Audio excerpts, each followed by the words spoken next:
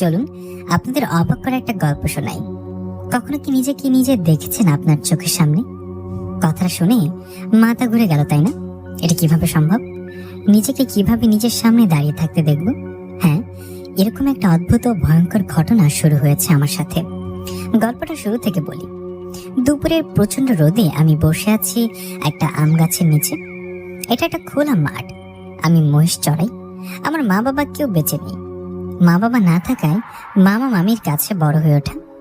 মামার 4টা মহিষ আছে। এই মহিষগুলো আমি মাঠে চড়াই। মহিষগুলোকে মাঠে ঘাস খেতে দিয়ে বসে থাকি গাছের নিচে। তো রোজ দিনের মতো মহিষগুলোকে ঘাস খেতে ছেড়ে দিয়ে বসে আছে গাছের নিচে। মিষ্টি মিষ্টি বাতাস বইছিল তখন। এত সুন্দর মিষ্টি বাতাসে ঘুম চলে এসেছে। ঘুম চলে আসায় আমি ঘুমিয়ে যাই। আমি ঘুমানোর একটু পর হঠাৎ আমাকে কেউ ধাক্কা দেন।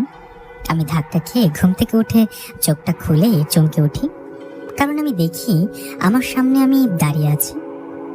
মানে আমার মতো হুবহু কেউ আমার সামনে দাঁড়িয়ে আছে। নিজের চোখের সামনে নিজেকে দেখলে কেমন লাগবে ভাবুন। এরকম একটা দৃশ্য দেখে আমি চোখ কুচলিয়ে আবার তাকিয়ে দেখলাম ঠিকই আমি আমার সামনে আমার মতোই কেউ দাঁড়িয়ে। নিজের মতো কাউকে দেখে আমি বললাম, কে আপনি? আপনি তো আমার মতো দেখতে, কে আপনি? আমার কথায় আমার সামনে থাকা অবয়বটা বললেন, আমি আমি তোর জম, তোকে নিতে এসেছি। খুব অল্প সময়ের মধ্যে তোকে নিয়ে যাব। এই বলে হাহা করে একটা হাসি দিলেন সেই অবয়বটা। ওই হাসি দিয়ে আমার চোখের সামনে থেকে মানুষ থেকে একটা কালো কুকুরের রূপ নিয়ে এক দৌড়ে চলে গেল। এই দৃশ্য দেখে আমি ভয়ে সেখান থেকে দিলাম এক দৌড়। আমি এক দৌড়ে বড় রাস্তায় উঠে বাড়ির দিকে দৌড়াতে যাব এমন সময় মামার সাথে দেখা হয়। মামার সাথে দেখা হওয়ায় মামাকে জড়িয়ে ধরে বলি, মা, আমি ভয় পেয়েছি। আমার কথায় মামা আমাকে শান্ত করে বলে, আরে দিনে দুপুরে কোথায় ভয় পাইলি? কি হয়েছে তোর, বল আমাকে। মামার কথায় ওনাকে সব ঘটনা খুলে বললাম। আমার কথায় মামা বলল, কই চল তো, চল মহিষগুলোর ওখানে চল, দেখি কে তোকে ভয় দেখিয়ে আসছে। এই বলে মামা আমাকে আবার ওই গাছ নিচে নিয়ে আসে, কিন্তু সেখানে কাউকে দেখতে পাই না। সেখানে কাউকে দেখতে না পারায় মামা আমাকে বলেন, কিরে, এখানে তো কেউ নেই। মামার কথায় আমি বললাম, মামা এখানেই ছিল, আমার সামনে আমার মতনই একটা অবয়ব, সে আমার সামনে কুকুরের রূপ নিয়ে পালিয়ে গেছে। আমার কথায় মামা বললেন, এত কিছু না, ভয় পাস না, ওই অবয়বটা কি এরকম ছিল দেখতে? কথাটা বলে মামা আমার চোখের সামনে আবারও ঠিক আমার রূপ নিয়ে হাসতে লাগলেন। মামা এরকম রূপ নিয়ে আমি বুঝতে পারলাম এটা আসলে আমার মামা না, একটু আগে ভয় দেখানো অবয়বটা। আমি আমার মতো সেই অবয়বটাকে দেখে নিজেকে আর ধরে রাখতে পারিনি, জ্ঞান হারিয়ে ফেলি। আমার যখন জ্ঞান ফেরে তখন নিজেকে দেখি বাড়িতে। ততক্ষণে সন্ধ্যা হয়ে এসেছে। আমার জ্ঞান ফিরতে দেখি মামা, মামি ও মামাতো বোন খুশি হয়ে বসে আছে আমার পাশে। আমার জ্ঞান ফেরায় মামা বলল, বাবা নিশাত, কি হয়েছে তোর? সন্ধ্যা হয়ে যায় কিন্তু তুই মহিষ নিয়ে বাড়িতে ফিরিস না? বলে আমি মাঠে গিয়ে দেখি একটা গাছের নিচে তুই জ্ঞান হারিয়ে পড়ে আছিস। তোর এমন অবস্থা দেখে তোকে ধরাধরি করে বাড়িতে নিয়ে আসলাম। কি হয়েছে বাবা তোর? মামার কথা আমি পুরো ঘটনা খুলে বললাম। সব শুনে সবাই অবাক হলেন, এটা কিভাবে সম্ভব? আমার মতো আরেকজনকে কিভাবে দেখলাম?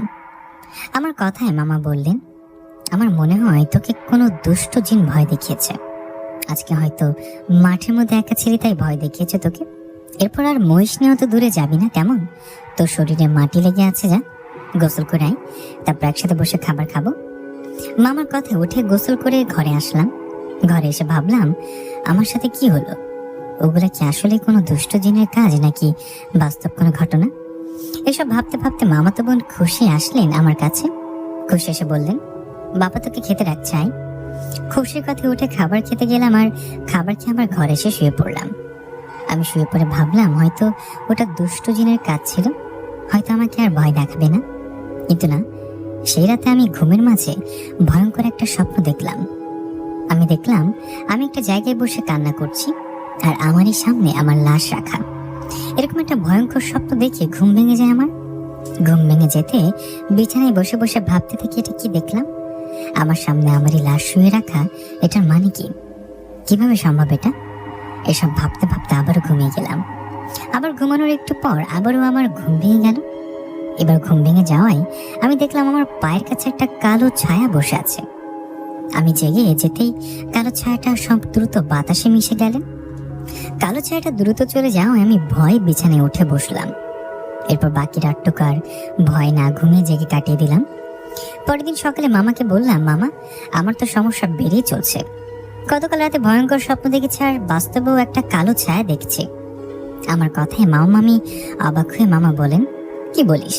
তোর সাথে ঘটে যাওয়া কালকের ঘটনা ঘটায় আমি ভাবছি বিষয়টা স্বাভাবিক।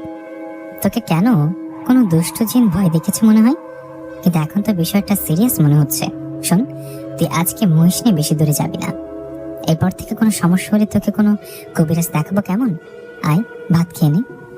এই বলে মামাও আমি ভাত খেয়ে নিলাম। ভাত খেয়ে মা তার কাজে গেলেন। এদিকে আমি মহিষগুলোকে নিয়ে গেলাম মাঠে। মাঠে গিয়ে মহিষগুলোকে ছেড়ে দিয়ে একটা জায়গায় বসে আছি। গতকাল মহিষ ছেড়ে দিয়ে একটু ঘুমিয়েছিলাম। ঘুমানোর পর ভয় পেয়েছি, তাই আজকে না ঘুমিয়ে জেগে মহিষগুলোকে পাহারা দিতে লাগলাম। আমি মহিষগুলোকে পাহারা দিচ্ছি। এভাবে সকাল পেরিয়ে দুপুর হলো। দুপুর হওয়ায় আমি দেখলাম মামাতো বোন খুশি আসছে আমার দিকে। ওর হাতে কিছু একটা।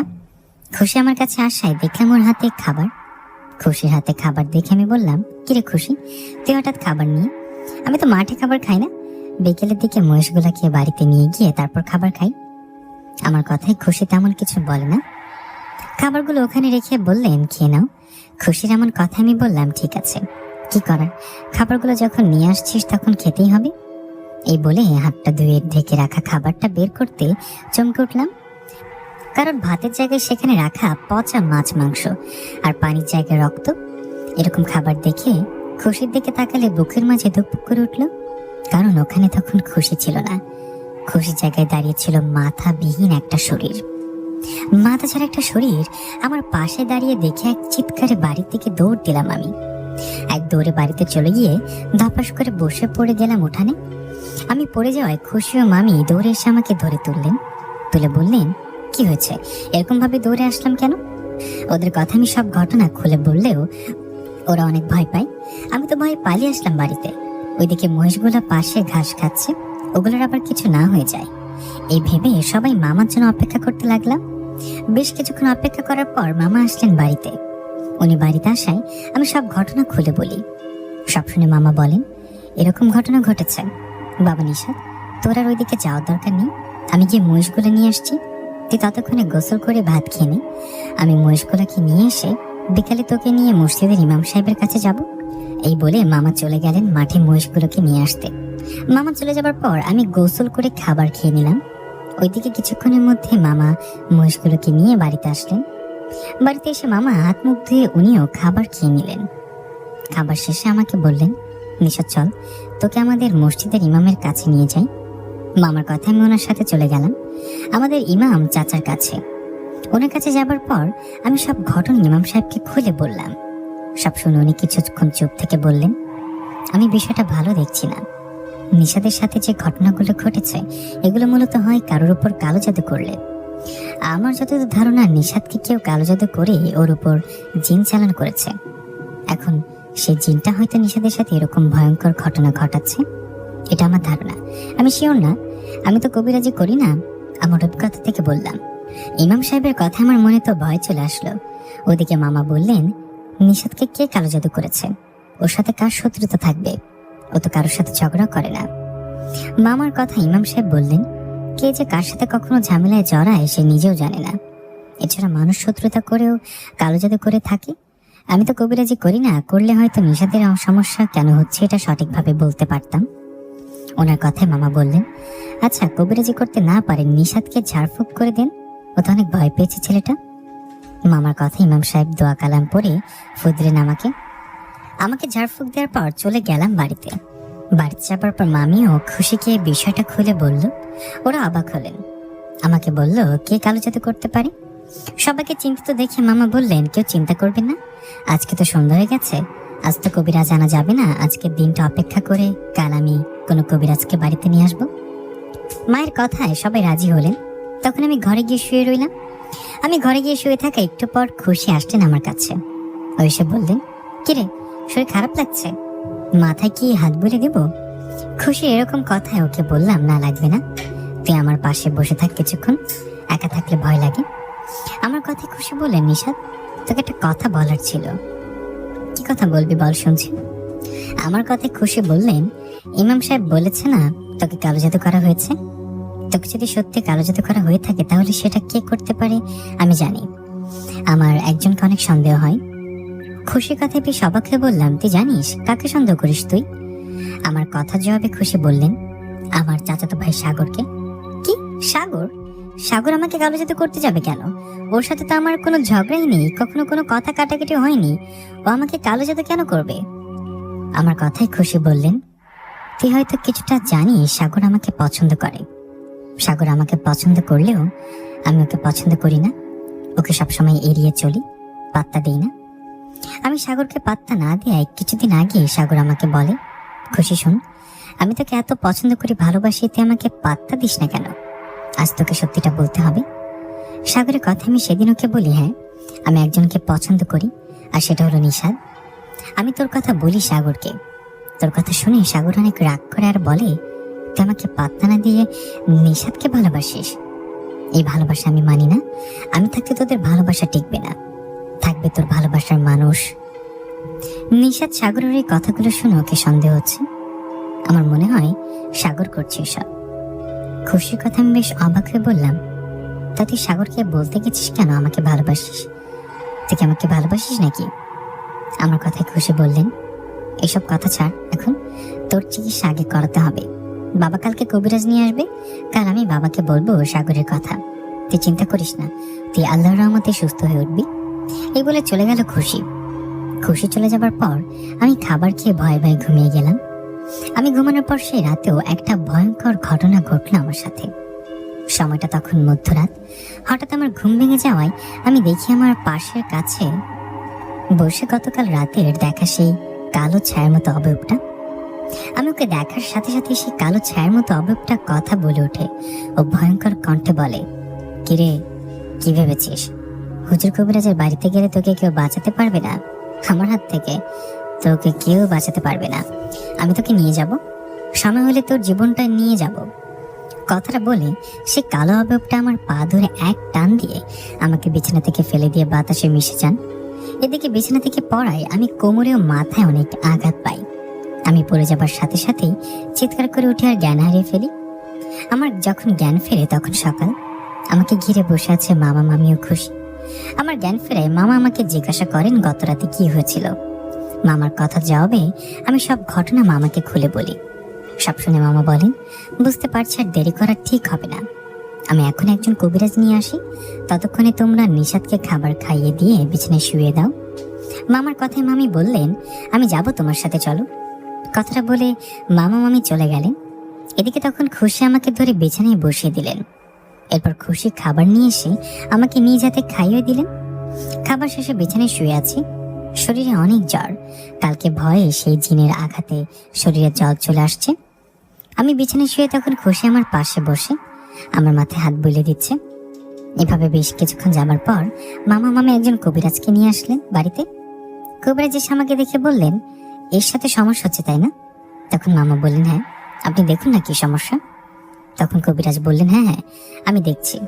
এই বলে কবিরাজ আমার হাতের দুইটা আঙুল ধরে চোখ বন্ধ করে কি কি জানি পড়তে লাগলেন। এভাবে বেশ কিছুক্ষণ দেখার পর কবিরাজ বললেন, এই ছেলেটাকে তো কালো জাদু করা হয়েছে, কালো জাদু করে জিন চালান করা হয়েছে এর উপরে। কবিরাজের কথায় মামা অবাক হয়ে বললেন, কি বলেন, কে করেছে ওর উপর কালো জাদু? মামার কথায় কবিরাজ বললেন, কে করেছে সরাসরি ওর নাম বলা যাবে না, এতে সেই ব্যক্তি আমার উপর রেগে আমার ক্ষতি করতে পারে। আমি শুধু এতটুকু বলবো যে কালো জাদু করেছে সে আশেপাশের আত্মীয় বা আপনজনদের মধ্যে কেউ, তবে কোনো ছেলে করেছে এটা। কবিরাজের এমন কথায় আমরা সবাই অবাক হয়ে ভাবতে লাগলাম কে হতে পারে। তখন কবিরাজ বললেন, আপনারা এইসব পরে ভাবলে চলবে, আমি যতটুকু জানি এটা বলে দিলাম। এখন এই ছেলেকে জারফুক দিয়ে তাবিজ দিয়ে যাই। কথাটা বলে কবিরাজ আমাকে জারফুক দিয়ে একটা তাবিজ দিয়ে চলে গেলেন। কবিরাজ চলে যাবার পর মামা আমার পাশে বসে চিন্তা করতে লাগলাম আর বলতে লাগলেন, মা বাপ মরা ছেলেটাকে শত্রুতা করে কালো জাদু করলো কে? মামার কথায় তখন খুশি বলে উঠল, বাবা, আমার একজনকে সন্দেহ হয়। খুশির কথায় মামা জিজ্ঞাসা করলেন, কি বলিস, কাকে সন্দেহ হয় তোর? তখন খুশি বললেন, চাচাতো ভাই সাগরকে। তোমরা হয়তো জানো না, সাগর আমাকে পছন্দ করে, আমাকে বিয়ে করতে চায়, সবসময় আমাকে ভালোবাসে বলে তাই কিছুদিন আগেই সাগরকে বলেছে আমি নিশাদকে ভালোবাসি। যেন আমাকে ডিস্টার্ব না করে। আমার এরকম কথা শুনে সাগর নিশাদ উপরে রেগে যায়। আমি শিওর না, কিন্তু সন্দেহ হয় সাগর করতে পারে এই কাজ। খুশির কথায় মামা বললেন, কি বলিস, সাগর করতে পারে? তখন খুশি মাথা নাড়িয়ে বললেন, হ্যাঁ। খুশির কথায় মামা তখনই চলে গেলেন সাগরের বাড়িতে। সাগরের বাড়িতে যাবার পর মামা সাগরকে ডাক দিয়ে আমার কাছে নিয়ে আসলেন। আমার কাছে নিয়ে আসার পর মামা সাগরকে বললেন, তুই কি খুশিকে পছন্দ করিস? মামার কথায় সাগর কিছু না বলে চুপ করে রইলেন। তখন মামা আবারও বললেন, চুপ করে আছিস কেন বল? তখন সাগর ভয়ে ভয়ে মাথা নাড়িয়ে বললেন, হ্যাঁ। সাগরের কথায় মামা বললেন, খুশিকে পছন্দ করিস এটা সত্যি, তাহলে কি নিশাদকে তুই কালো জাদু করেছিস এটাও সত্যি? মামার কথায় সাগর বললেন, চাচা কি বলে এসব? নিশাদকে কালো জাদু করেছি মানে? তখন মামা বললেন, মানে বুঝি না, আজ একজন কবিরাজ নিয়ে আসছে, কবিরাজ বলেছে নিশাদকে কালো জাদু করা হয়েছে। আর ওকে কালো জাদু করেছে আমাদের কাছের কেউ, আশেপাশের কেউ।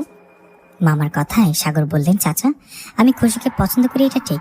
খুশি কিছুদিন আগে বলেছে ও নাকি আমাকে না নিশাদকে পছন্দ করে, এই কথাটাও ঠিক। কিন্তু বিশ্বাস করো, আমি নিশাদকে কেন কালো জাদু করতে যাব? আমি কোনো কালো জাদু করিনি। সাগরের কথায় মামা বললেন, দেখ বাবা, তুমি আমার ভাইয়ের ছেলে, আমি কি চাইবো তোর জন্য তোর মা বাবার সাথে ঝামেলা বা ঝগড়া করতে? তুই যদি নিশাদকে কালো জাদু করে থাকিস তাহলে ওটা তুলে নে। তোকে আমি 2টা দিন সময় দিলাম, 2 দিনের মধ্যে কালো জাদু তুলে না নিলে তোর কঠিন বিচার হবে। মামার কথায় সাগর বললেন, কালো জাদু তো করিনি, সেখানে কিভাবে তুলে নিব? আমি এসব কিছু জানি না, আমাকে মিছে মিছে দোষ দিবি না। এরপর আমাকে এসব বিষয় নিয়ে বলতে গেলে আমি উল্টো ঝগড়া শুরু করবো তোমাদের সাথে। কথাটা বলেই সাগর চলে গেলেন সেখান থেকে। সাগর রাগ দেখে চলে যাবার ওর উপর সন্দেহ আরো বেড়ে গেল। তখন মামা বললেন, দেখলো ব্যবহার, দেখলি ওই করেছে কালো জাদু। মামার কথায় মামি বললেন, কি খারাপ ছেলে, রাগ করে কেউ কালো জাদু করে? মামির কথায় মামা বললেন, এখন থেকে নিশাদের বাইরে যাওয়া ঠিক হবে না, ও কিছুদিন আরাম করুক, কিছুদিন আমি মহিষগুলো জমি জমা দেখাশোনা করব। কথাটা বলে মামা আমাকে বললেন, চিন্তা করিস না বাবা, সব ঠিক হয়ে যাবে, কবিরাজ তো তাবিজ দিয়ে গেল, কি হয় দেখি। এই বলে মামা চলে গেলেন। মামিও চলে গেলেন তার কাজে। তখন খুশি আমার পাশে বসে বললেন, উল্টো দিকে শুয়ে থাক, আমি তোর কোমরে তেল লাগিয়ে দিই, কোমরে নাকি ব্যথা করছে তোর। খুশির কথাই তাই করলাম, উল্টো হয়ে শুয়ে রইলাম। তখন খুশি আমার কোমরে তেল লাগিয়ে দিতে বললেন, নিশাদ তোর কি মনে হয় সাগরে কাজটা করতে পারে? ওর ব্যবহার দেখে তো সন্দেহ আরো বেড়ে গেল। খুশির কথা ওকে বললাম, তা তো জানি না রে, আমার অনেক ভয় করে জানিস, ওই ভয়ঙ্কর জিনটা ভয়ঙ্কর রূপে আসে আমার কাছে। আমার কথায় খুশি আমাকে সাহস দিয়ে বললেন, চিন্তা করিস না, আমরা তো আছি, তোর কিচ্ছু হবে না, তুই একটু আরাম কর, আমি মাকে কাজে একটু সাহায্য করি। কথাটা বলে চলে গেলেন খুশি। এদিকে দিন শেষে রাত আসায় রাতের খাবার খেয়ে লাইট জ্বালিয়ে শুয়ে আছি। শরীরটা অনেক খারাপ লাগছে। শুয়ে পড়ায় একটু পরেই ঘুম চলে আসে, আমি ঘুমিয়েও যাই। আমি ঘুমানোর পর ঠিক মধ্যরাতের ঘটনা, অন্য রাতের মতো সে রাতেও আমার ঘুম ভেঙে গেল। ঘুম ভেঙে যাওয়ায় আমি দেখলাম আমার ঘরে লাইট অফ করা, কিন্তু আমি তো লাইট জ্বালিয়ে ঘুমিয়েছিলাম। কারেন্ট যে যাবে তা না কারেন্ট ছিল। এদিকে আমি জেগে গিয়ে আমার পায়ের কাছে তাকাতেই দেখি সেই কালো ছায়ার মতো জিনটা। আমি ওটার দিকে তাকাতেই সেই জিনটা এক লাফে আমার বুকের ওপর বসে পড়লেন। আমার বুকে বসে পড়ে আমি চিৎকার দেওয়ার চেষ্টা করি, কিন্তু আমার মুখ দিয়ে কোনো আওয়াজ বেরোচ্ছিল না। এমন সময় সেই অবেবটা বললেন, কিরে তোকে বলেছিলাম না কোনো হুজুর কবিরাজের কাছে গিয়ে কোনো লাভ হবে না? কি ভাবছিস কবিরাজ থেকে তাবিজ দিলে আমাকে আটকাতে পারবে? না, আমাকে আটকাতে পারবে না। আমাকে চুক্তির মাধ্যমে তোর কাছে পাঠানো হয়েছে, তোকে আমি নিয়েই যাব। কথাটা বলে সে ভয়ঙ্কর জিনটা আমার পা ধরে আমাকে বিছানা থেকে নামিয়ে ফেলে। ওদিকে তখনই দরজাটা আপনা আপনি খুলে যায়। দরজাটা খুলে যাওয়ায় সেই জিনটা আমার পা ধরে আমাকে টানতে টানতে বাইরের দিকে নিয়ে যেতে থাকে। এদিকে তখন আমি শরীরের সমস্ত শক্তি দিয়ে একটা চিৎকার দিয়ে বেহুশ হয়ে পড়ি। এরপর আমার কিছু মনে নেই। আমার যখন হুঁশ ফেরে তখন দেখি খুশি আমার পাশে বসে কান্না করছে। আমার হুঁশ ফিরতে দেখে খুশি বলেন, তুই ঠিক আছিস তো নিশাদ? খুশি কথা কান্না করা দেখে আমি বললাম, কিরে কান্না করিস কেন? আমি ঠিক আছে, আমাকে ধরে একটু বসে দে তো। আমার কথায় খুশি বললেন, কান্না করবো না, আজ 2 দিন ধরে তুই বেহুশ হয়ে আছিস, একবারের জন্য হুঁশ ফেরেনি, তোকে নিয়ে কত চিন্তা হচ্ছিল জানিস। কথাটা বলে আমাকে বসিয়ে দিলেন। আমাকে বসিয়ে দিয়ে খুশি ওর চোখের পানি মুছে মামা মামিকে ডাক দিলেন। খুশি ডাকে মামা মামি এসে বললেন, বাবা নিশাদ তোর হুঁশ ফিরেছে, এখন কেমন আছিস বাবা? 2 দিন আগে রাতের বেলা তোকে বেহুশ অবস্থায় উঠানে পড়ে থাকতে দেখি। তুই চিৎকার করছিলি তখন। কি হয়েছে তোর সাথে? মামার কথা আমি সব ঘটনা মামাকে খুলে বলাই মামা বললেন, অনেক হয়েছে, আর না, আমি যদি এখনই কিছু না করি তাহলে তোর জীবন চলে যাবে। কথাটা বলে মামা সাগরের বাড়িতে গিয়ে সাগরের মা বাবাকে সব ঘটনা খুলে বললেন। সব শুনে সাগরের মা বাবা সাগরকে সামনে এনে জিজ্ঞাসা করলেন, কিরে, তোর চাচা সব কি বলে? তুই নাকি নিশাদকে কালো জাদু করেছিস? মা বাবার কথার জবাবে সাগর বললেন, বাবা, আমি কিছু করিনি। চাচা চাচি আমাকে মিথ্যা অপবাদ দিচ্ছে। আমি নিশাদকে কেন কালো জাদু করতে যাব বলো? আমার কথায় বিশ্বাস না হলে একজন কবিরাজ নিয়ে আসো, দেখো কবিরাজ কি বলে। সাগরের কথায় মামা বললেন, কবিরাজ তো এনেই তোর বিষয় জেনেছিলাম, আর কোনো কবিরাজ আনবো? দেখো, অনেক হয়েছে। আমি যদি আজকের মধ্যে কালো জাদু তুলে না দেখি তাহলে কালকে বড় ঝামেলা হবে। মামার কথায় ওনার ভাই বললেন, সাগর তো বলছে ও কিছু করেনি, তারপরও কেন মাথা গরম করে কথা বলছিস? ভাই হয়ে ভাইয়ের সাথে মারামারি করবি? ওনার কথায় মামা বললেন, তোমরা যদি শত্রুতা করে আমাদের সাথে ঝামেলা করতে পারো, আমি কেন পারবো না? আমি আজকের দিনটা সময় দিয়ে গেলাম। কথাটা বলে মামা আবারও আমার কাছে আসে। মামা আমার কাছে এসে আমার পাশে বসে খুশি ও মামিকে উদ্দেশ্য করে বলেন, এখন কি করব? আমি অন্য কোনো কবিরাজকে নিয়ে আসি, কি বলো? আগের কবিরাজের চিকিৎসা তো কোনো কাজ হচ্ছে না, নিশা ঠিকই ভয় পাচ্ছে। মামার কথায় মামি বলেন, নতুন করে আর কোনো কবিরাজের কাছে যাবে? বাদ দাও এসব, অন্য কবিরাজের কাছে গিয়েও কোনো লাভ হবে না। নিশাদকে কালো জাদু ওই সাগরই করেছে। কিছুদিন অপেক্ষা করো, আর সাগরকে ভয় দেখাও, দেখবা সাগর কালো জাদু তুলে নেবে। মামির কথায় মামা বললেন, আর কত অপেক্ষা করব? আমি আর 2-1 দিন অপেক্ষা করব। এর মধ্যে নিশাদ সুস্থ না হলে সাগরের বিচার করব, আশেপাশে সবাইকে বলে বিচার বসাবো, আর নিশাদকে অন্য কোনো কবিরাজ দেখাবো। কথাটা বলে মামা তার কাজে চলে গেলেন। এদিকে তখন খুশি বললেন, নিশাদ উঠে আমাকে একটু ধরে হাঁট, আর হাত মুখ ধুয়ে নি, আমি তোকে খাবার দিচ্ছি। কথাটা বলে খুশি আমাকে ধরাধরি করে একটু হাঁটলেন। শরীরে প্রচন্ড ব্যথা। আমি খুশিকে ধরে বাইরে একটু হাঁটাহাঁটি করে হাত মুখ ধুয়ে বিছানায় বসায়।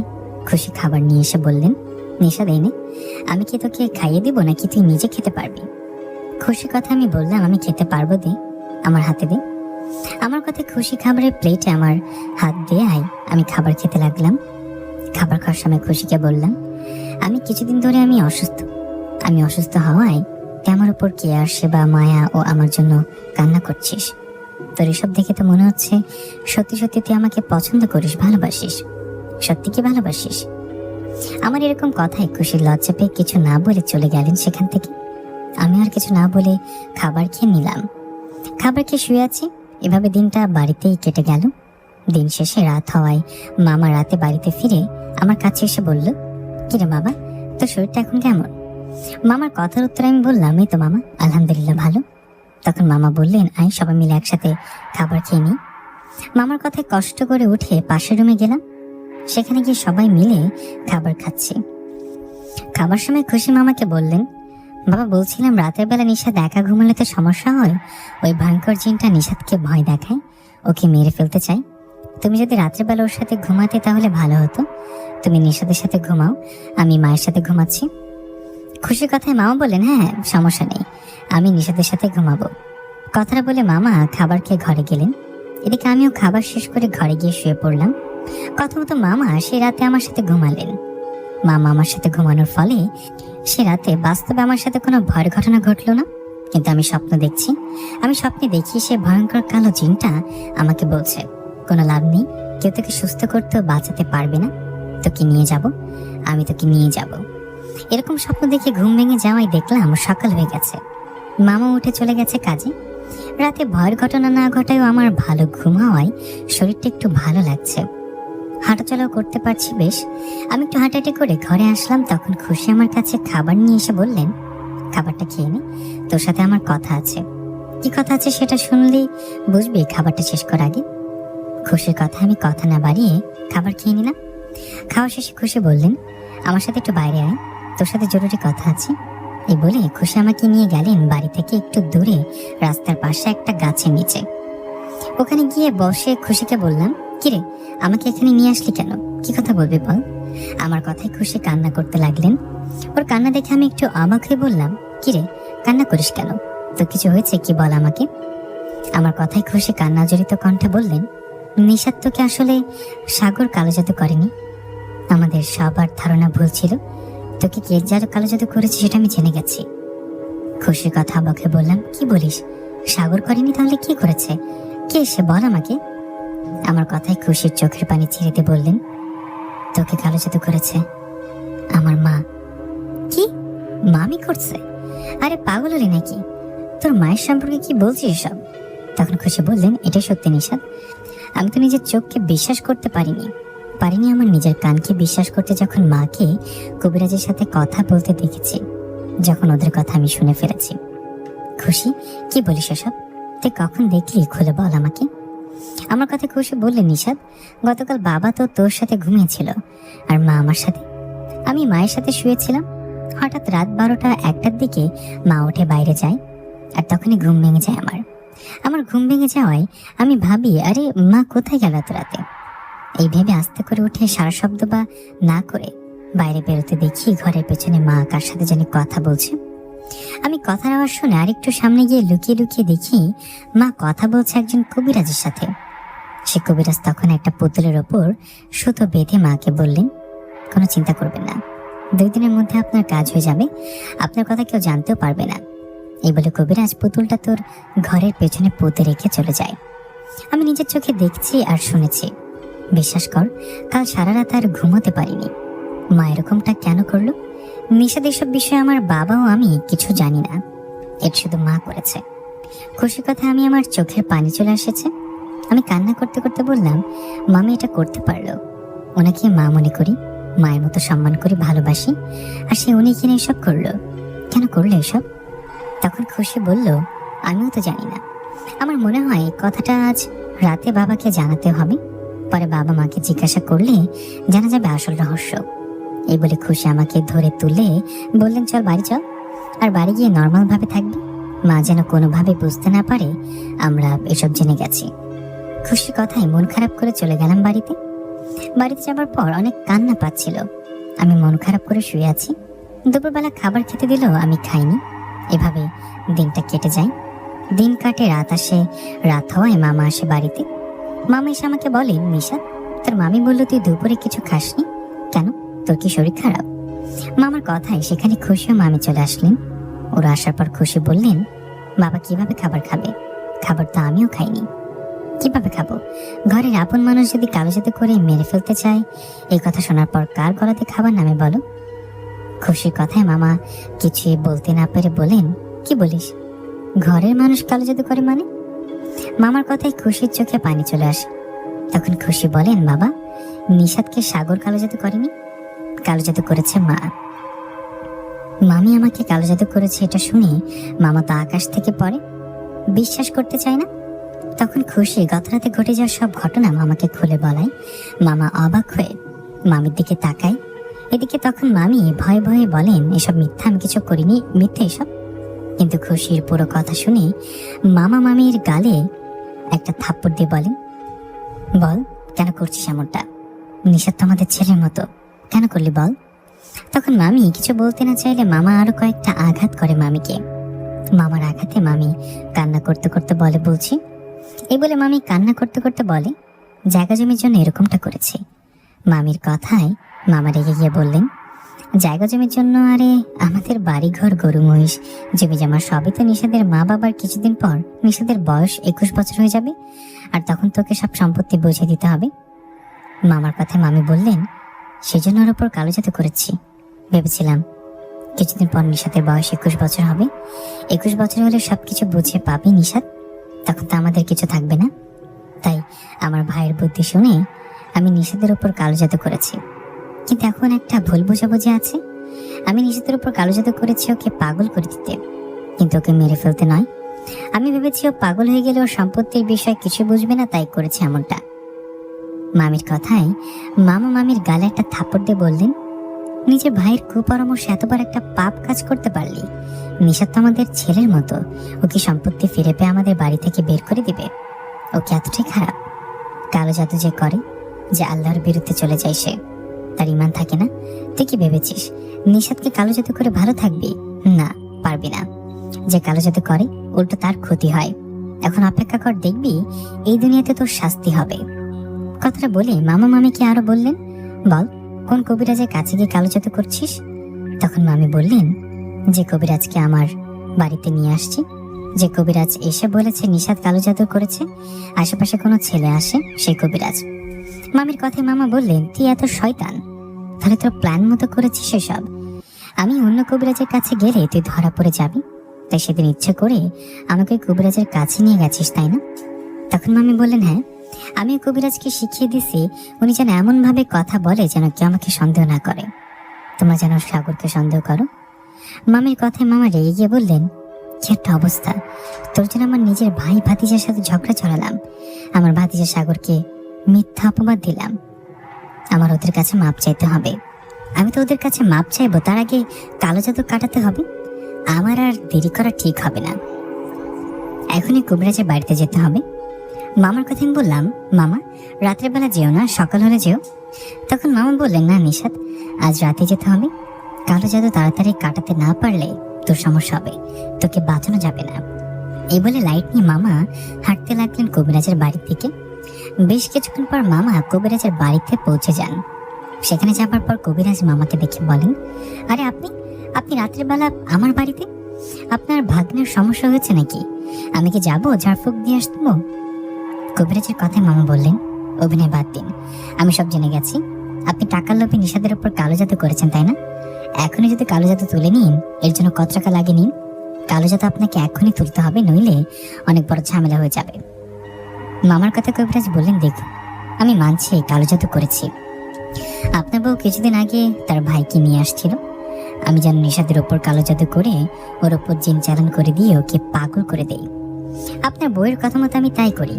আমি সাধনা করে একটা পিশাচ জিনকে আমন্ত্রণ দিয়ে ওকে খুন করে নিশাদের উপর চালান করি, ও যেন ধীরে ধীরে নিশাদকে পাগল করে দেয়। কিন্তু বিশ্বাস করো, আমিও জানতাম না এখানে অন্য একটা ঘটনা ঘটবে। আমি যে জিনটাকে নিশাদের কাছে পাঠিয়েছি পাগল করতে, ও নিশাদকে পাগল করবে না, ও নিশাদকে নিয়ে যাবে ওর কাছে, নিয়ে নিশাদের রক্ত খেয়ে শক্তিশালী হবে। আমি এখন চাইলেও ওই পিশাচ জিনটাকে আটকাতে পারবো না, ও আমার নাগালের বাইরে চলে গেছে। কবিরাজের কথায় মামা ওর গলা চেপে ধরে বললেন, আমি এত কিছু বুঝি না, আমি শুধু এটা বুঝি নিশাদের উপর থেকে কালো জাদু তুলে নিন। আপনি যেভাবে পারেন ওই জিনটাকে ফেরান। আমার ভাগিনা নিশাদের কিছু হলে আপনাকে মেরে ফেলবো আমি। মামার কথায় কবিরাজ বললেন, গলা ছাড়ুন, আমি এই কাজ করতে পারবো না, আপনি দয়া করে অন্য কবিরাজের কাছে যান। কবিরাজের কথায় মামা কবিরাজকে একটা থাপ্পড় দিয়ে বললেন, আমার ভাগিনার যদি কিছু হয় আপনাকে ছাড়বো না। কথাটা বলে মামা রেগে সেখান থেকে বেরিয়ে বাড়ির দিকে আসতে লাগলেন। এদিকে মামা অনেকক্ষণ হয় বাড়িতে ফিরছে না, তাই আমার অনেক চিন্তা হচ্ছিল।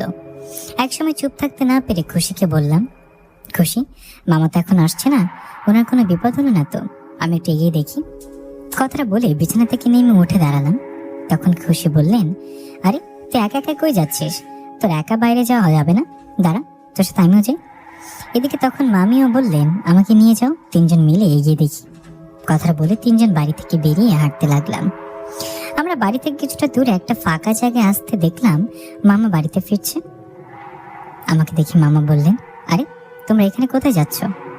মামার কথা আমি বললাম, মামা তুমি অনেকক্ষণ হয় বাড়িতে ফিরছো না, ভাবলাম কোনো বিপদে পড়লে কিনা, তাই একটু এগিয়ে দেখছিলাম। আমার কথায় মামা বললেন, না না, আমার কিছু হয়নি, চলো চলো বাড়িতে চলো। মামার কথায় সেখান থেকে সবাই বাড়ির দিকে চলে আসতে লাগলাম। ঠিক তখনই আশেপাশের ভয়ঙ্কর গাছগুলো নড়াচড়া করতে লাগলেন, আর আমাদের সামনে এসে দাঁড়ালেন ভয়ঙ্কর সেই পিশাচ জিন। সেই জিনকে দেখে খুশি ও মামি ভয়ে মামার কাছাকাছি এসে দাঁড়ালেন। এদিকে তখন মামা ভয় ভয় বললেন, কে আপনি? মামার কথায় সে ভয়ঙ্কর জিনটা মোটা কণ্ঠে বলে উঠলেন, আমাকে চিনিস না? তোর বউকে জিজ্ঞাসা কর আমি কে।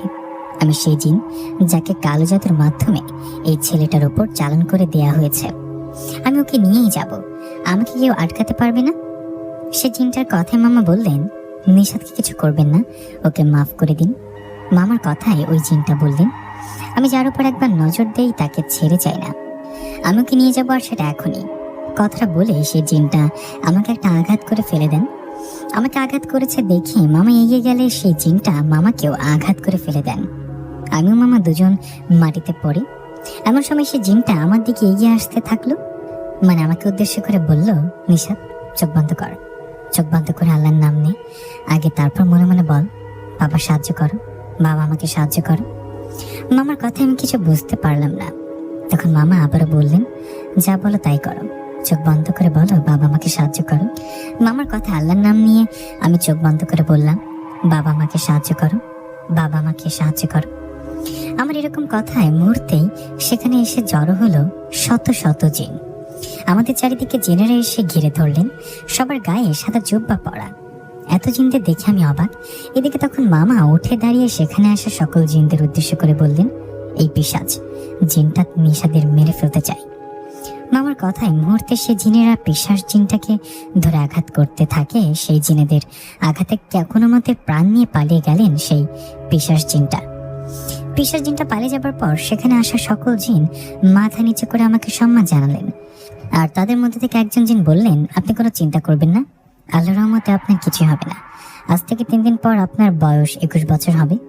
আপনার বয়স 21 বছর হলে আমরা আপনাকে নিয়ে যাব আর আপনার সম্মান ফিরিয়ে দেব। আমরা এখন চলে যাচ্ছি, 3 দিন পর আপনাকে নিয়ে যাব আমরা। কথাটা বলে সে সকল জিনেরা চলে যায়। ওরা চলে যাবার পর মামা বলেন, চলো বাড়িতে চলো। তখন আমি বললাম, মামা ওরা কি বললো, আমাকে নিয়ে যাবে মানে? আমার কথায় মামা বললেন, চলো আগে বাড়িতে চলো, আমি জানি ওরা কেন এই কথা বললো, আগে বাড়িতে যাই চলো। মামার কথা অবাক হয়ে বাড়িতে আসলাম। বাড়িতে এসে ঘরে গিয়ে মামাকে বললাম, মামা এখন বলো ওই জিনেরা কারা? আমি তখন, বাবা আমাকে সাহায্য করো। বললে, এতগুলো জিন কিভাবে আসলো, আর ওরা কেন বললো 3 দিন পর আমাকে নিয়ে যাবে? আমার কথায় মামা বলল, নিশাত তোর কাছে আজ কিছুই লুকাবো না, সব বলবো তোকে। আমি জানি কথাটা শুনে তুই আকাশ থেকে পড়বি, শুধু তাই না, আমার মেয়ে খুশি ও তোর মামি ওরাও চমকে উঠবে, কারণ ওরা তোর বিষয়ে আসল সত্য জানে না। তখন জিনেরা তোর কাছে এসে তোকে মাথা নিচু করে সম্মান করে বলল, 3 দিন পর ওরা এসে তোকে নিয়ে যাবে। এটা কেন বলেছে জানিস? কারণ তুই কোনো মানুষের ছেলে না, তুই জিনের ছেলে। কি জিনের ছেলে মানে? মামা কি বলছে সব? হ্যাঁ বাবা, তুই কোনো মানুষের ছেলে না, জিনের ছেলে। তো বাবা একজন জিন, তোর মা মানুষ। আমি তোকে সব ঘটনা খুলে বলি, শোন। এ বলে মামা বলতে শুরু করে। মামা বলে, তোর মা আমার আপন বড় বোন। তোর মা পর্দা করে চলতো, নামাজ কালাম মিস করতে না, খুব ধার্মিক ছিলেন তোর মা। তোর মায়ের এমন ব্যবহারে একটা জিন তোর মাকে পছন্দ করে। এরপর তাদের মাঝে কথা হয় আর একসময় ভালো লাগা সৃষ্টি হয়। ওরা যে একে অপরকে পছন্দ করতে এটা কেউ কখনোই জানতে পারেনি। সবাই জানতে পারে তখন যখন ওরা বিয়ে করে। নিশাত তোর মা বাবা বিয়ে করায় আমি আমার মা বাবা সবাই বিষয়টা জানতে পারি, কিন্তু তখন কিছু করার ছিল না, কারণ ওরা বিয়ে করে ফেলেছে। তোর মা বাবা বিয়ে করায় আমরা বিষয়টা মেনে নিয়েছি। বিষয়টা মেনে ওদের আলাদা করে বাড়িও করে দিয়েছি। তোর বাবা মাঝে মধ্যে তোর মাকে জিন রাজ্যে নিয়ে যেতে ওখানে থাকতো। এভাবে কয়েকটা বছর চলে যাওয়ায় তোর জন্ম হলো। তো জন্মের পর তোর মা তোকে নিয়ে বাড়িতে থাকতো। তোর বাবা তোর মাকে জিন রাজ্যে নিয়ে যেতে চাইলে নিয়ে যেতে দিত না, কারণ তোর বাবা হলেন একজন জিন সর্দার, পাশাপাশি একজন যোদ্ধা জিন। উনি প্রায় সময় অন্য জিনদের সাথে যুদ্ধ করতো নিজের রাজ্য ও রাজ্য জিনদের হয়ে। তোর মা সবসময় ভয় থাকতো তোর বাবার যেন কিছু না হয়। কিন্তু একদিন তোর মায়ের ভয়টা সত্যি হলো। তোর বাবা নিজের রাজ্যে বাঁচাতে অন্য জিনদের সাথে যুদ্ধে করে মারা গেলেন। তোর বাবা মারা যাওয়ার পর সে রাজ্য জিনরা তোর মায়ের কাছে আসার বলে, আমাদের সর্দার তো মারা গেল, আপনি সর্দারের বউ, এখন আপনি আমাদের রানীমা হয়ে সর্দারের দায়িত্ব পালন করেন।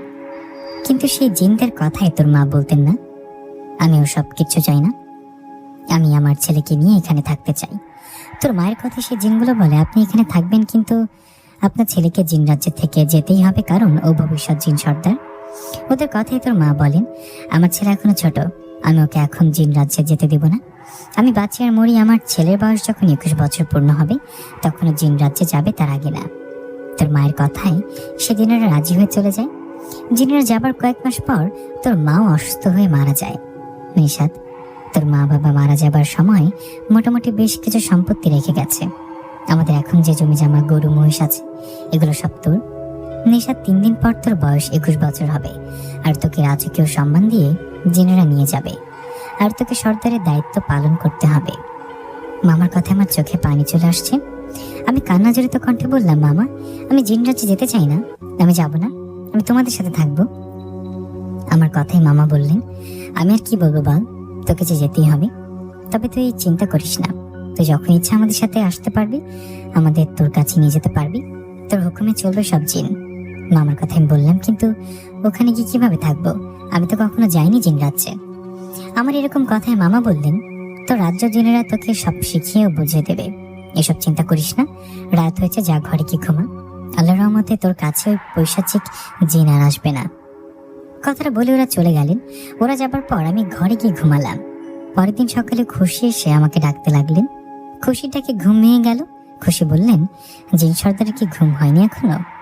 উঠুন, আপনাকে খাবার দিচ্ছি। খুশির কথা ওর দিকে তাকিয়ে বললাম, কিরে এভাবে কথা বলছিস কেন? আমি কি জিন নাকি? তো কি জিন সর্দার না আপনি? 2 দিন পর তো সর্দার হবেন জিনদের। খুশির কথায় ওকে বললাম, মার খাবি? মজা কর হচ্ছে তাই না? যা খাবার নিয়ে আয়, আমি হাত মুখ ধুয়ে আসছি। কথাটা বলে হাত মুখ ধুয়ে আসলাম। তখন খুশি খাবার নিয়ে এসে বললো, এই যে নেন, খান। তখন খাবার খেয়ে মামাকে বললাম, মামা আমি তখন আল্লাহর রহমতে সুস্থ। আমি মহিষগুলো কিনে মাঠে যাই, বিকালে চলে আসবো। আমার কথায় মামা বললেন, সমস্যা না হলে যা, আর সমস্যা হলে থাক, আমি যাই। না মামা, কোনো সমস্যা নেই। কথাটা বলে মহিষগুলোকে নিয়ে মাঠের দিকে যেতে লাগলাম। তখন খুশি আমার পাশে হাঁটতে হাঁটতে বলল, আমিও যাই, একটু ঘুরে আসি। খুশির কথা আমি কিছু না বলে চলে গেলাম মাঠে। মাঠে গিয়ে মহিষগুলোকে ঘাস খেতে দিয়ে গাছের নিচে বসলাম। তখন খুশি আমার পাশে বসলো। নিশাত, সত্যি কি তুই আমাদের ছেড়ে চলে যাবি? খুশির কথা আমি বললাম, মা যেহেতু কথা দিয়েছে 21 বছর হলে যেতে হবে, তাহলে যেতে হবে, কিছু করার নেই। তখন খুশি বললেন, আমাদের কাছে কি আর আসবি না? আসবো, তবে ওখানে গিয়ে কি হবে জানি না। আমার কথায় খুশি মাথা নিচু করে মনটা খারাপ করে বলল, আমার কথা কি তোর মনে পড়বে না? তুই কি জানিস না আমি তোকে? খুশি চুপ। আমি এসব কিছু শুনতে চাই না, এসব বিষয়ে কিছু শুনতেও চাই না, কিছু বলতেও চাই না। আমার কথায় খুশির চোখে পানি চলে আসলেন। তখন খুশি বললেন, আমি বাড়িতে গেলাম। এবারে খুশি চলে গেলেন বাড়িতে। ও চলে যাবার পর আমি সেখানে মহিষগুলোকে ঘাস খাওয়ানোর পর বাড়িতে চলে আসলাম। বাড়িতে আসার পর গোসল করে খাবার খেয়ে নিলাম। খাবার শেষে একটু আরাম করে বাজারে গেলাম। এভাবে কেটে গেল 2টা দিন। 2 দিন পর এক রাতে সবাই মিলে খাবার খাচ্ছি। খাবার সময় মামা বললেন, বাবা নিশাত, আজ তোর 21 বছর পূর্ণ হয়েছে। আমি যদি ভুল না করে থাকি তাহলে সে জেনেরা এসে তোকে নিয়ে যাবে। মামার কথায় মনে অজান্তেই ভয় চলে আসলেন। তখন আমি বললাম, মামা আমার কেমন জানি ভয় লাগছে। আমার কথায় মামা বললেন, ভয় কিসের? এখন থেকে জিনেরা তোর হুকুমে চলবে, ভয় পাস না। খাবার খেয়ে ঘরে যা, ওই জিনেরা আসলে এমনিতে সবাই বুঝতে পারবে। মামার কথায় খাবার খেয়ে ঘরে চলে গেলাম। ঘরে যাবার পর শুয়ে আছি, ঘুম আসছে না। না ঘুমিয়ে অনেক জেগে থাকার পর গভীর রাতে আমাদের বাড়ির উঠানে একটা আওয়াজ পাই। মনে হচ্ছে অনেককে কথা বলছে। এরকম আওয়াজ পেয়ে আমাদের সবার ঘুম ভেঙে যায়। সবার ঘুম ভেঙে যাওয়ার পর বাইরে বের হই। আমরা বাইরে বের হয়ে দেখি শত শত জিন। এদিকে আমরা বাইরে বের হওয়ায় জিনেদের মধ্যে একজন মামার কাছে এসে বললেন, আপনি বর্তমান আমাদের জিন সর্দার নিশাদের গার্জিয়ান, তাই আপনার অনুমতি নিয়ে নিশাদকে জিন রাজ্যে নিয়ে যেতে চাই। আপনি কি বলেন? ওনার কথায় মামা মন খারাপ করে বলেন, আপনাদের বাধা দেব না। আমার বোন কথা দিয়েছে আপনাদের নিশাদের বয়স 21 হলে ওকে নিয়ে যাবেন। আমি আমার বোনের হয়ে কথা রাখলাম, আপনারা নিশাদকে নিয়ে যেতে পারেন। এই বলে মামা আমাকে বললেন, যারে বাবা, আমাদের কখনো ভুলে যাস না। ওখানে যাবার পর নিজের দায়িত্ব বুঝে নিয়ে কিছুদিন ভালোভাবে দায়িত্ব পালন করে আমাদের এখানে ঘুরতে আসিস। কথাটা বলে মামা আমাকে জড়িয়ে ধরে কেঁদে ফেললেন। এদিকে আমি অঝরে কান্না করতে লাগলাম। আমিও মামা কান্না করছে, এদিকে খুশিও কান্না করছে আমাদের দিকে তাকিয়ে। এমন সময় সকল জিনেদের মাঝে একটা সুন্দর ঘোড়ার গাড়ি চলে আসলেন। আর সেই গাড়ির ঘোড়া থেকে নেমে সুন্দর একটা পরী আসলেন। সে পরীরা ঘোড়ার গাড়ি থেকে নেমে আমার কাছে এসে বলল, বলো তো আমি কি? পরীটার কথা আমি কিছু না বলে চুপ করে রইলাম। তখন পরীটা বলল, আমি তোমার চাচাতো বোন, আমার নাম অবন্তী। সবার সাথে আমি তোমাকে নিয়ে যেতে আসছি, চলো, তুমি আমার সাথে যাবে। কথাটা বলে আমার হাত ধরে অবন্তী ঘোড়ার গাড়ির দিকে যেতে লাগলো। এদিকে তখন মামা মামি খুশি সবার কাছে বিদায় নিলাম। তখন অবন্তী পরী আমার হাত ধরে ঘোড়ার গাড়িতে উঠলেন। আমরা ঘোড়ার গাড়িতে ওঠার পর সেটা খুব দ্রুত চলতে শুরু করলেন। এভাবে বেশ কিছুক্ষণ চলে যাবার আমরা পৌঁছে গেলাম জিন রাজ্যে। জিন রাজ্যে যাবার পর দেখলাম সুন্দর একটা প্রাসাদ। আমি প্রাসাদে যাবার পর সেই রাজ্যর সকল জিন পরীরা আসছেন আমাকে দেখতে। সব আমাকে দেখছে, কথা বলছে। আমার পাশে অবন্তী পরী আমাকে সব শিখিয়ে বলে দিচ্ছে। সেখানে সকল জিন পরীরা আসে। অবন্তী আমাকে সামনে দাঁড় করিয়ে বললেন, আপনারা হয়তো জানেন আমার চাচা এই রাজ্যের জিন সর্দার ছিলেন। উনি মারা গেছেন আজ অনেক বছর হলো। উনি মারা যাবার পর ওনার ছেলে এই রাজ্যের সর্দারের দায়িত্ব পালন করবেন। আপনারা হয়তো জানেন নিশাতের মা একজন মানুষ, তাই নিশাত মানুষদের সমাজে থাকতে থাকতে মানুষদের মতো স্বভাব হয়ে গেছে। ওর মধ্যে আমাদের মতো সুপায় কাজ করে না। তাই সবকিছু জেনে সবাই ওকে সর্দারের মতো সম্মান করবেন, ওর কথা মেনে চলবেন। কেউ ওর কথা না মানলে তাকে কঠিন শাস্তি দেওয়া হবে। অবন্তীর কথায় সবাই রাজি হয়ে চলে গেলেন। এদিকে তখন অবন্তীপুরী আমাকে বললেন, নিশাত আসো, আমার সাথে আসো। এই বলেও আমাকে একটা সুন্দর ঘরে নিয়ে গিয়ে বললেন, এটা তোমার ঘর, তুমি এখন থেকে এখানে থাকবে। ইভেনচুয়ালি এই প্রাসাদটাও তোমার, আর আশপাশে যে প্রাসাদটা দেখছো ওটা আমার। এই বলে অন্য একটা ঘরে গিয়ে অবন্তী আমাকে নিয়ে খেতে বসলেন। খাবার সময় বলল, নিশাত এখানে এসে তোমার অন্যরকম লাগছে তাই না? চিন্তা করো না, আমি তোমাকে সব বুঝিয়েও শিখিয়ে দেব। তুমি খাবার খেয়ে শুয়ে একটু আরাম করো, কেমন? ওর কথায় সেটাই করলাম। খাবার খেয়ে শুয়ে একটু আরাম করলাম। এভাবে সেখানে কেটে গেল একটা দিন। পরের দিন অবন্তী বলল, নিশাত আসো, আমার সাথে আসো, তোমাকে তো জিন রাজ্যটা ঘুরে দেখানো হয়নি। এই বলে ও আমাকে নিয়ে জিন রাজ্যটা ঘুরে দেখালেন। জিন রাজ্য ঘুরে দুজনে একটা জায়গায় বসে রইলাম। এমন সময় অবন্তী আমার দিকে তাকিয়ে মুচকে একটা হাসি দিয়ে বলল, আচ্ছা আমাকে তোমার কেমন লাগে? অবন্তীর কথা একটু লজ্জা পেয়ে বললাম, ভালো লাগে। তখনও বলল, শুধু ভালো লাগে না, অন্য কিছু? ওর কথা কিছু বলতে যাবো এমন সময় কোথা থেকে একটা জিন এসে আমাকে আঘাত করে সেখান থেকে দ্রুত পালিয়ে গেলেন। সেই জিনটার আঘাতে আমি সেখানে পড়ে গেলাম। অবন্তী আমাকে তুলে ধরে বললেন, নিশাত তুমি ঠিক আছো তো? কার এত বড় সাহস তোমাকে আঘাত করে, জিন সর্দারকে আঘাত করে? আমি ওকে খুঁজে বের করব, ওর বিচার হবে কঠিন বিচার। অবন্তীর কথা ওকে বললাম, এটা মনে হয় সেই পিশাচ জিন যে আমার পেছনে লেগে আছে, যাকে কালো জাদু করে আমার কাছে পাঠানো হয়েছে। আমার কথা অবন্তী বলল, তাই নাকি? সবার বিচার হবে, চলো প্রাসাদে চলো, এখানে থাকা ঠিক হবে না। এই বলে আমাকে প্রাসাদে নিয়ে গেল। প্রাসাদে যাবার পর অবন্তী বলল, তুমি শুয়ে আরাম করো, আমি তোমার জন্য খাবার পাঠিয়ে দিচ্ছি। কথাটা বলে অবন্তী চলে গেলেন আর অন্য পরিদের দিয়ে খাবার পাঠিয়ে দিলেন। আমাকে খাবার দিয়ে আমি খেয়ে ঘুমিয়ে পড়লাম। এভাবে সেখানে কেটে গেল 3টা দিন। এই 3 দিনে আমি জিন রাজ্যের অনেক কিছু বুঝে ফেলেছি, কিভাবে সর্দারের দায়িত্ব পালন করতে হয় শিখেছি। 3 দিন পরের ঘটনা, আমি ঘরে বসেছিলাম, হঠাৎ আমার কাছে আমাদের রাজ্যের একজন জিন আসলেন। সেই জিনটা এসে আমাকে বললেন, একটা খারাপ খবর আছে সর্দার, আপনাকে আপনার মামার বাড়িতে যেতে হবে। একটা পিশাচ জিন আপনার মামা মামিকে আক্রমণ করেছে, তার অবস্থা খুবই খারাপ। সে জিনটার কথায় মাথায় যেন আকাশ ভেঙে পড়লো।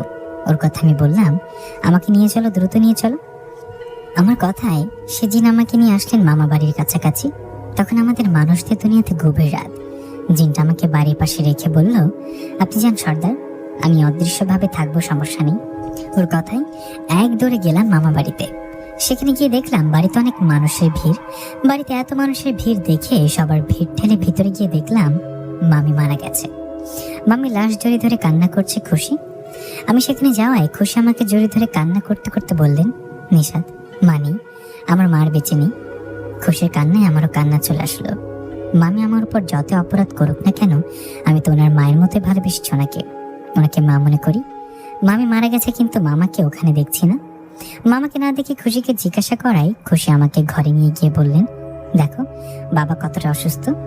মা রাতের বেলা বাথরুমে যাবার জন্য বের হয়েছিল, তখনই সেই পিশাচ জিনটা যাকে কালো জাদু করে তোর কাছে পাঠানো হয়েছে, সে জিনটা তোর কোনো ক্ষতি করতে না পেরে রাগে মায়ের উপর আক্রমণ করে আর মাকে মেরে ফেলে।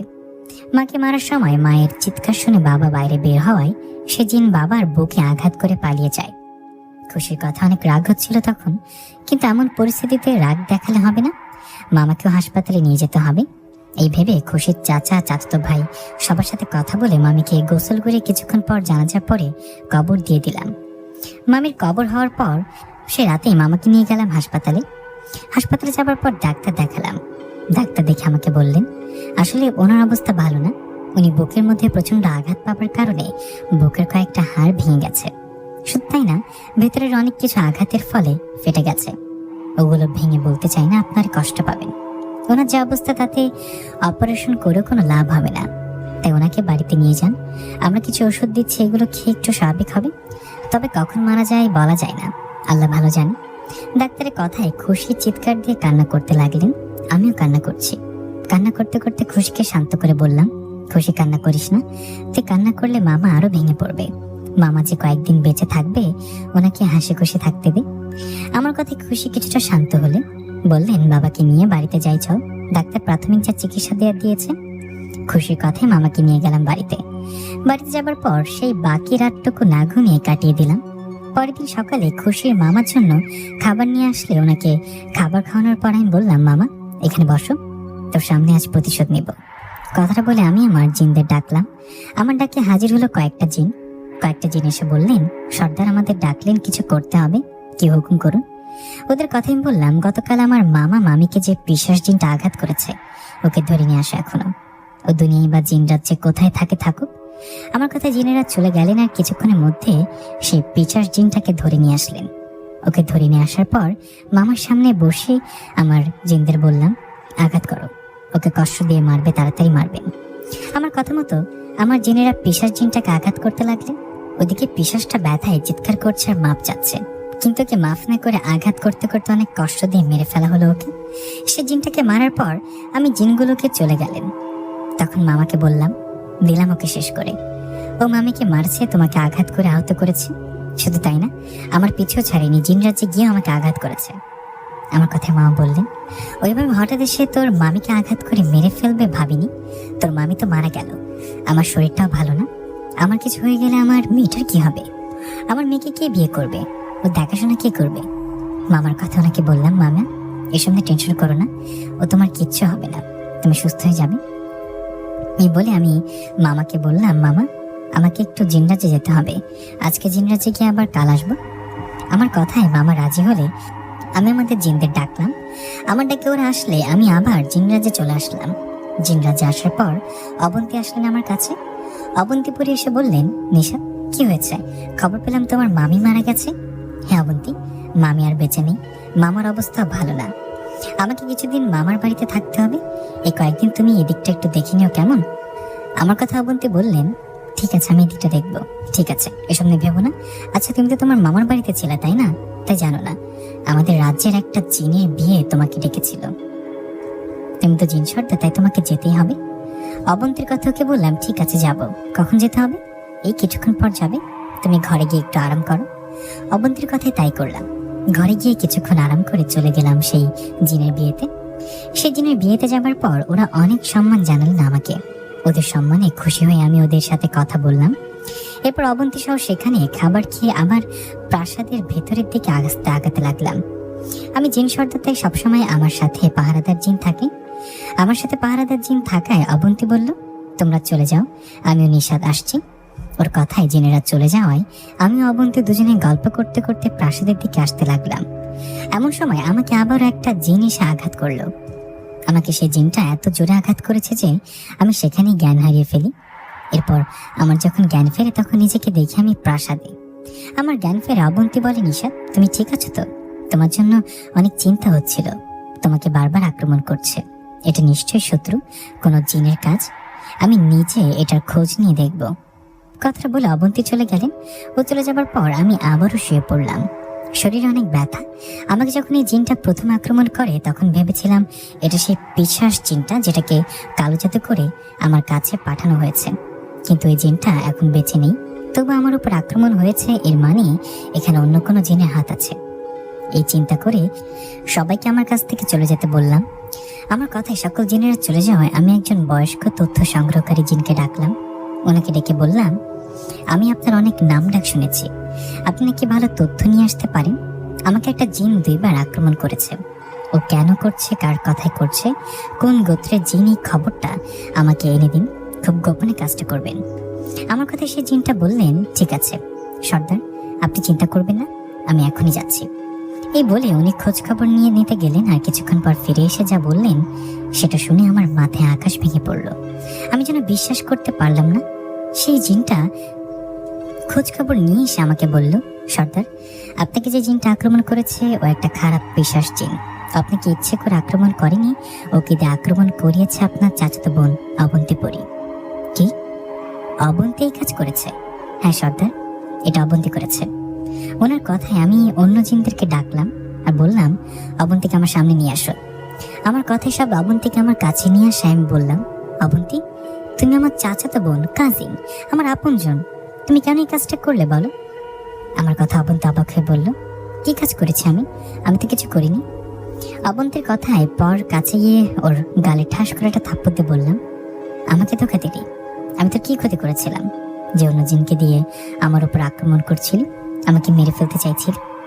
আমার থাপ্পড় খেয়ে অবন্তী রেগে গিয়ে বলল, তোর এত বড় সাহস আমাকে আঘাত করিস? তুই একটা মানুষ আর আমি হলাম পরী।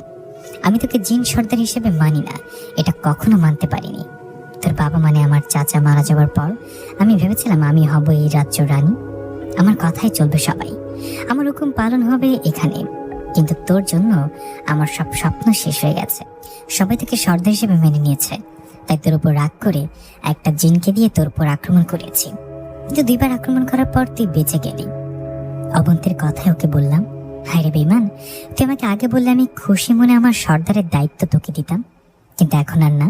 তোর মতো ধোঁকাবাজদের কারাগারে থাকা উচিত, ওকে বন্দি করো। আমার কথা জেনেরা অবন্তীর দিকে এগিয়ে যেতে লাগলে অবন্তী ওদের আঘাত করতে থাকে, কিন্তু কয়েকজনকে আঘাত করছে। আমার কথা জেনেরা অবন্তীর দিকে এগিয়ে যেতে লাগলো, অবন্তী ওদের আঘাত করতে থাকে, কিন্তু কয়েকজনকে আঘাত করছে। আমার কথা অনেক জিনিস অবন্তীকে আঘাত করতে লাগলেন আর আহত করে ফেললেন। ওকে আহত করার পর আমি বললাম, ওকে কারাগারে নিক্ষেপ করো, ওর জন্য ওই জায়গাটাই ভালো। আমার কথা অবন্তীকে কারাগারে বন্দি করা হলো। অবন্তী এরকম একটা কাজ করবে ভাবতে পারিনি। অবন্তীকে বন্দি করিয়ে 2জন জিনকে বললাম আমাকে মামা বাড়িতে নিয়ে যেতে। আমার কথায় জেনেরা আমাকে মামা বাড়িতে নিয়ে যাওয়ায় আমি মামা বাড়ির কাছে গিয়ে দেখলাম মামা শুয়ে আছে আর খুশি পাশে বসে আছে। মামাকে দেখে বললাম, মামা কেমন আছো? খুশি, মামাকে ওষুধ দিয়েছিস? আমার কথা খুশি বলল, হ্যাঁ। তখন মামা বিছানায় বসে বললেন, কখন আসলি? এই তো মামা, এখনই আসলাম। আচ্ছা মামা, তোমাকে একটা কথা বলতে চাই। জানি শোনো অবাক হবে, কিন্তু তোমাকে বলতেই হবে। আসলে মামা, আমি একটা পরীকে পছন্দ করি, ওকে আজকে রাতেই বিয়ে করতে চাই। আমার কথায় মামা কিছু বলার আগে খুশি বললেন, বিয়ে মানে? কোন পরীকে বিয়ে করবি তুই? তখন মামা বললেন, নিশাদ বাবা, সত্যি কি তুই বিয়ে করবি? হ্যাঁ মামা, সত্যি। আর সেটা আজকে রাতে। আমি শহরে যাচ্ছি, বিয়ের শাড়িও যা যা লাগে সব নিয়ে আসবো। তুমি আমার মামা, আমার বাবার মতো, তাই আমি তোমার সামনে পরীকে বিয়ে করব, মানুষের মতো করে, মানুষদের নিয়মে। আমার কথা মা বলেন, তুই বিয়ে করবি, এটা তো খুশির খবর। তোর বিয়ে দেখে মারা গেল যে শান্তি পাবো। মামার কথায় খুশিকে বললাম, খুশি, আমি শহরে যাচ্ছি কেনাকাটা করতে, তুই কি যাবে আমার সাথে? আমার কথায় খুশি কান্না জড়িত কণ্ঠে রেগে গিয়ে বললেন, না যাব না। তুই বিয়ে করবি, কর গিয়ে। আমার বাড়িতে কেন, জিন রাজ্যে গিয়ে কর। কথাটা বলে খুশি চলে গেলেন সেখান থেকে। এদিকে আমি মামাকে বলে চলে গেলাম শহরে।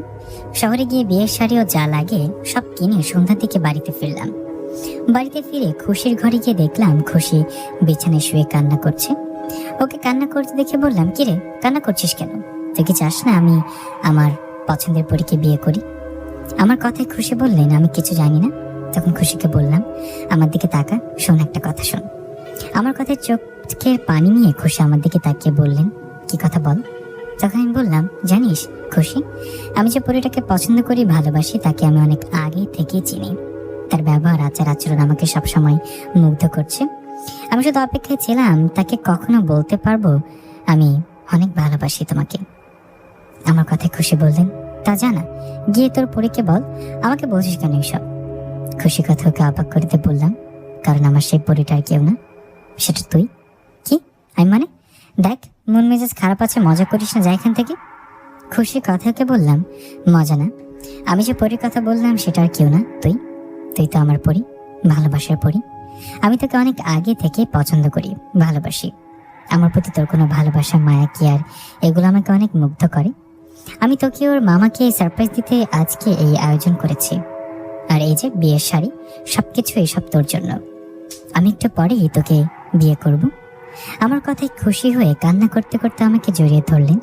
আমিও খুশিকে জড়িয়ে ধরে বললাম, কান্না করিস না। সারপ্রাইজটা কেমন হলো বল? অনেক ভালো ছিল।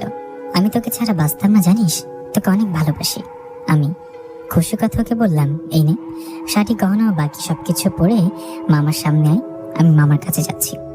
এই বলে সবকিছু খুশিকে দিয়ে চলে গেলাম মামার কাছে। মামার কাছে যাওয়ায় মামা বলল, কিরে তোর কেনাকাটা কি হলো? আর যাকে বিয়ে করবি সে পরীটা কই? মামার কথাই আমি বললাম, দেখ মা, তাহলে দেখো পরী কোথায়, তুমি মামার সামনে আসো। আমার কথায় খুশি সাজগোজ করে আমাদের সামনে আসায় মামা খুশির দিকে তাকিয়ে বলল, কিরে একে তো আমার মেয়ে খুশির মতো লাগে রে। মামার কথায় আমি হেসে ফেলে বললাম, খুশি মতো লাগে না, ওটা খুশি, আর আমি খুশিকেই বিয়ে করেছি, কোনো পরীকে না। আমার কথায় মামা অবাক হয়ে আমার দিকে তাকালে আমি বললাম, 2 দিন আগে চিন্তা করছিলে না, বলছিলে না তোমার মেয়েকে কে বিয়ে করবে, ওকে কে দেখবে? এই যে এখন উত্তর দিচ্ছি, মামা তোমার মেয়ে খুশিকে আমি বিয়ে করব, ওকে দেখে শুনে রাখবো। তোমার এই ছেলেটা তোমার জামাই হয়ে থাকবে তোমার সাথে। আমার কথায় মামা আমাকেও খুশিকে জড়িয়ে ধরে কান্না করে দিলেন। মামার কান্না দেখে আমি বললাম, মামা কান্না করো না, আমাদের জন্য দোয়া করো। আমি কাজী সাহেব ও ইমাম সাহেবকে ডাকছি, ওরা এখনই এসে পড়বে। আমার কথা মতো কিছুক্ষণ পর কাজী সাহেব ও ইমাম সাহেব আসায় আমারও খুশির বিয়ে হলো। খুশি আমার বিয়ের পর আমি সেখানেই থাকতে লাগলাম। আমিও খুশি, একে অপরকে বিয়ে করে অনেক খুশি, কিন্তু মামাকে নিয়ে চিন্তায় ছিলাম, ওনার কিছু হয় কিনা। আমাদের চিন্তা সত্যি করে কিছুদিন পর মামা মারা গেলেন। মামা মারা যাওয়ায় আমিও খুশি অনেক কষ্ট পাই, অনেক কান্না করি, কিন্তু আমাদের সবাইকে তো একদিন মরতে হবে, এইভাবে নিজেকে সান্ত্বনা দিই। মামা মারা যাবার পর আমি খুশিকে নিয়ে জিন রাজ্যে যাই, ওখানে থাকার চেষ্টা করি, কিন্তু ওখানে থাকতে পারি না। মামার বাড়ির মতো ওখানে থেকে শান্তি পাচ্ছিলাম না, তাই আমি সবকিছু ছেড়ে আবারও খুশিকে নিয়ে বাড়িতে চলে আসি, আর খুশিকে নিয়ে বাড়িতেই সংসার করতে থাকি। খুশি আমাকে বলছিল মামি আমাকে কালো জাদু করে পরে ভুল বুঝতে পেরে তবা করে ভালোর পথে ফিরে আসছিল। মামি ভালো পথে ফিরে আসার পরও ওই কালো জাদু করা জিনটার হাত থেকে বাঁচতে পারলো না, ওই জিনটা মেরে ফেললো। এই গল্পটা একটা শিক্ষা হয়ে থাকবে, অন্য কারোর ক্ষতি করতে গেলে সেই ক্ষতি নিজের হয়ে যায়। আমরা কালো জাদুর মতো পাপ কাজ থেকে দূরে থাকবো। প্রিয় লিসেনার, কেমন লাগলো আজকের এই গল্পটি সবাই কমেন্ট করে জানাবেন। আর এরকম ধরনের গল্প কিন্তু আমরা প্রতিদিন আপলোড করে থাকি, তো প্লিজ আমাদের চ্যানেলটি সাবস্ক্রাইব করে আমাদের সাথে থাকবেন। দেখাবে পরবর্তী গল্পে। আসসালামু আলাইকুম।